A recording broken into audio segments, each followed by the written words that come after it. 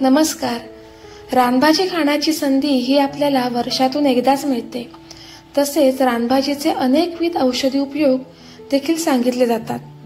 अशीच एक औषधी रानभाजी म्हणजे भारंगी. तिची आज आपण रेसिपी पाहूया. तर भारंगीची मी कोवळी कोवळी पानं घेतलेली आहेत. भारंगीच्या फुलांची सुद्धा भाजी केली जाते, तीही खूप छान होते. पण आज आपण पानांची भाजी करणार आहोत. तर काही पानांची देठ जाड होती ते मी सुरीने काढून टाकलेले आहेत. अशी जाड देठ असतील ती आपण वेगळी करूयात. आणि काही एकदम छोटी पानं आहेत कोवळी, त्याची देठ लहान आहेत, ती आपण अशीच घेऊयात. ती काढायची काही गरज नाहीये. अशा प्रकारे सर्व पानांची मी देठ काढून घेतलेली आहेत, म्हणजे भाजीमध्ये आपल्याला ती लागणार नाहीत. ही पानं मी आधीच धुवून घेतलेली आहेत. आणि आता या पानांचा एकावर एक पानं ठेवून असा रोल करून घेतलेला आहे, जेणेकरून असं केल्यामुळे आपल्याला पानं भाजी व्यवस्थित चिरता येते. असा रोल करून आपण भाजी बारीक चिरून घेऊया.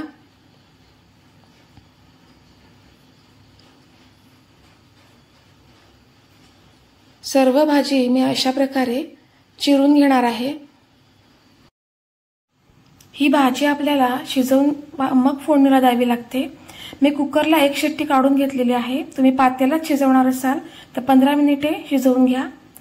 आता याच्यातलं सर्व पाणी मी चाळणीवर ठेवून गाळून घेत आहे. थोडीशी थंड झाल्यानंतर मी हाताने सर्व पाणी पिळून घेत आहे.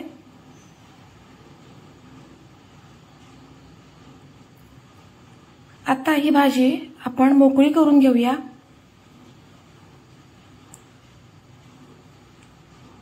एकीकडे मी फोडणीसाठी कढई गरम करत ठेवलेली आहे, त्यात तेल घातलेलं आहे. आता त्याच्यामध्ये 7 ते 8 पाकळ्या लसूण ठेचून घातलेला आहे. या भाजीमध्ये कांदा जरा जास्तच घालायचा असतो. मी 3 कांदे घेतलेले आहेत मध्यम आकाराचे, बारीक चिरून. ते घालून घेऊया. कांदा छान परतून घेऊया.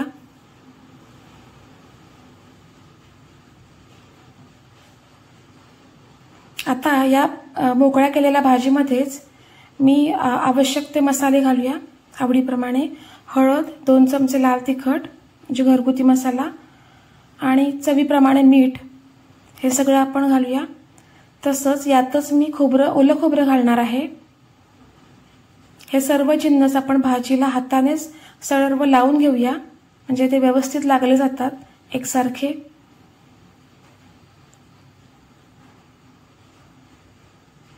अशा प्रकारे व्यवस्थित सर्व भाजीला मसाले लावून झालेले आहेत.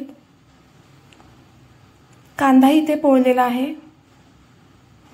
इथे या भाजीमध्ये मी शिजवून घेतलेले शेंगदाणे घेतलेले आहेत. हे 1 तासभर मी भिजत ठेवले होते आणि मग कुकरमध्ये शिट्टी काढून घेतलेली आहे एक. शेंगदाण्याच्या ऐवजी तुम्ही पावटे पण पाण्यात भिजत घालून ते शिजवून या भाजीमध्ये वापरू शकता. आता या कांद्यामध्ये थोडंसं मीठ आणि मसाला घालून आपण परतून घेऊया, म्हणजे त्या भाजीतल्या कांद्याला चव लागेल. आता याच्यामध्ये आपण मिक्स केलेली भाजी आपण घालून घेऊया.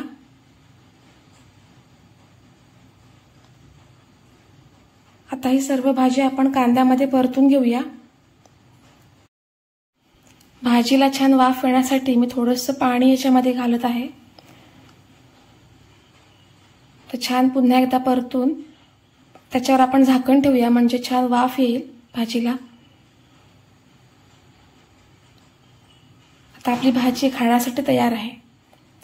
तर ही रानभाजी म्हणजे भारंगीची भाजी अतिशय गुणकारी आहे. ही वर्षातून एकदा तरी आवर्जून खाल्ली पाहिजे. माझी रेसिपी आवडली असेल तर चॅनलला लाईक करा, शेअर करा आणि सबस्क्राईब करा. थँक्यू.